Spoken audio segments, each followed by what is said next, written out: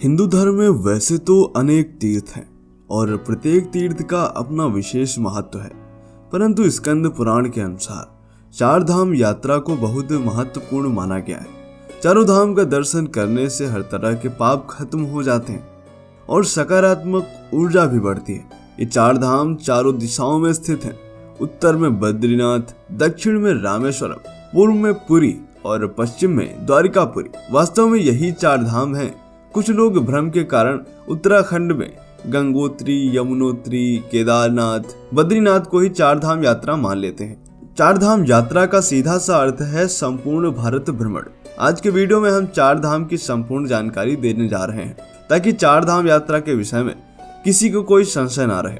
नमस्कार, स्वागत है आप सभी का दी साइंटिफिक हिंदू पर और मैं हूं आपके साथ आपका दोस्त धीरेन्द्र। सबसे पहला धाम है बद्रीनाथ धाम। हिमालय के शिखर पर स्थित बद्रीनाथ धाम चारों धामों में से एक है।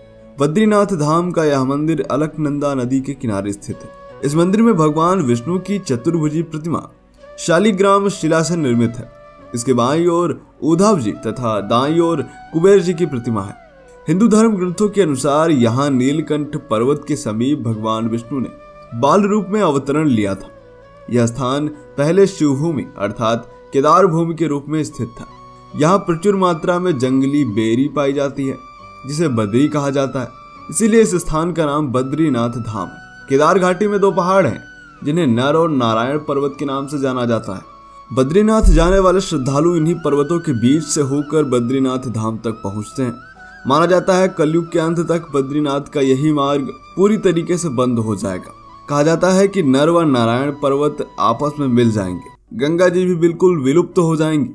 यह सब आने वाले कुछ वर्षों में ही घटित होने वाला है। जोशीमठ में स्थित नरसिंह भगवान की मूर्ति का एक हाथ साल दर साल पतला होता जा रहा है। ऐसी मान्यता है कि जिस दिन यह हाथ पूरी तरीके से गायब हो जाएगा उसी दिन से बद्रीनाथ व केदारनाथ स्थल लुप्त होना प्रारंभ हो जाएंगे। दूसरा धाम है रामेश्वरम। तमिलनाडु प्रांत के रामनाथपुरम जिले में स्थित इस प्रसिद्ध धाम को दक्षिण भारत का काशी कहा जाता है। यहाँ स्थित शिवलिंग 12 ज्योतिर्लिंगों में से एक है। हिंदू धर्म ग्रंथों के अनुसार जब भगवान श्री राम ने लंका पर चढ़ाई की तो विजय प्राप्त करने के लिए उन्होंने समुद्र के किनारे शिवलिंग बनाकर भगवान शिव की पूजा की थी। भगवान शिव ने उन्हें प्रसन्न होकर विजय श्री का आशीर्वाद दिया। साथ ही भगवान राम ने उनसे प्रार्थना की थी कि जन कल्याण के लिए वह सदैव ज्योतिर्लिंग रूप में यहाँ निवास करें। ज्योतिर्लिंग के विषय में एक और कथा प्रचलित है। इस कथा के अनुसार जब भगवान राम लंका विजय करके लौट रहे थे तो उन्होंने गंधमादन पर्वत पर विश्राम किया।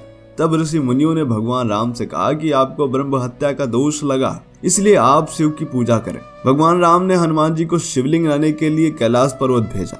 हनुमान जी को वहां शिव जी नजर नहीं आए। तब वह भगवान शिव के लिए तप करने लगे। इधर मुहूर्त बीता जा रहा था, इसीलिए सीता जी ने बालू से ही विधिवत शिवलिंग बनाया, जिसे स्थापित करके भगवान राम ने पूजा की। उधर भगवान शिव हनुमान जी से प्रसन्न हुए और उन्हें शिवलिंग तथा आशीर्वाद प्रदान किया। हनुमान जी जब शिवलिंग लेकर यहाँ पहुंचे तो देखा कि यहाँ तो पूजा हो चुकी है और शिवलिंग स्थापित है। यह बात हनुमान जी को अच्छी नहीं लगी। भगवान राम हनुमान जी के मन की बात समझ गए और उन्होंने हनुमान जी से कहा कि यदि वह इस शिवलिंग को उखाड़ दे तो उनके द्वारा लाया गया शिवलिंग स्थापित कर दिया जाएगा। परंतु हनुमान जी वह शिवलिंग उखाड़ नहीं पाए और इनके द्वारा लाए गए शिवलिंग को पास ही दूसरी जगह स्थापित किया गया, जिसे हनुमतीश्वर कहा जाता है। 3 नंबर पर आने से पहले मैं आपको बताना चाहता हूँ कि हमारे धर्म ग्रंथों में अथाह ज्ञान भरा पड़ा है, किंतु हमारे पास उन्हें पढ़ने का समय नहीं है। लेकिन इस समस्या का हल है कुकू FM। यहाँ पर आपको महाभारत के हर युग में सच होने वाले 11 सबक, पवित्र रामायण की 11 सीख जैसी तमाम नॉलेजेबल ऑडियो बुक्स मिलेंगी, जो कि कई भाषाओं में उपलब्ध है। इसकी कॉस्ट साल भर के लिए 399 रुपए होती है, पर अगर आप अभी डिस्क्रिप्शन के लिंक से इसे डाउनलोड करते और यह कूपन कोड इस्तेमाल करते हैं तो यह आपको 50% ऑफ में मिलेगा, यानी 199 रुपए में ही। पर यह ऑफर सिर्फ पहले 250 सब्सक्राइबर्स के लिए ही है, तो जल्दी करिए, लिंक डिस्क्रिप्शन में। लौट के आते हैं वीडियो पे। तीसरा धाम है जगन्नाथपुरी। उड़ीसा राज्य के पुरी में स्थित यह धाम भगवान विष्णु का 8वां वैकुंठ कहलाता है। चारों धामों में से एक यह धाम कई रहस्यों से भरा पड़ा है। यह मंदिर कृष्ण, बलराम तथा उनकी बहन सुभद्रा को समर्पित है। भगवान जगन्नाथ के इस मंदिर के रहस्य आधुनिक वैज्ञानिक भी नहीं जान पाए। जैसे मंदिर के शिखर का ध्वज हवा के विपरीत दिशा में लहराता है, शिखर पर बना हुआ चक्र हर जगह से सीधा ही दिखाई देता है। इसी सुदर्शन चक्र का दर्शन बहुत ही शुभ माना जाता है। मंदिर के ऊपर ना ही कोई विमान गुजरता है और ना ही पक्षी।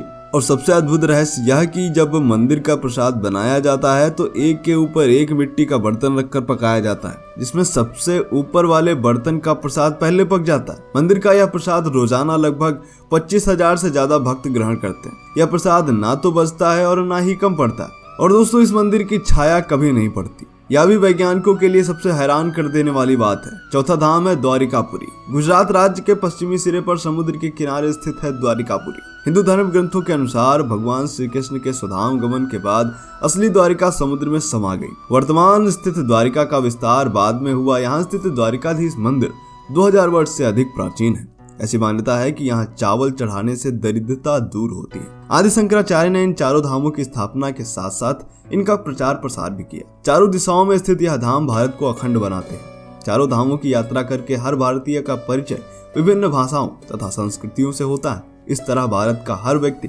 4 धाम यात्रा के द्वारा पापों से तो मुक्ति पाता ही है, साथ ही चारों दिशाओं में फैली भारतीय संस्कृति के भी दर्शन कर पाता है। वीडियो पसंद आया हो तो लाइक करें। ऐसे वीडियो और पाना चाहते हैं तो सब्सक्राइब करें दी साइंटिफिक हिंदू को। जय हिंद, जय भारत, वंदे मातरम।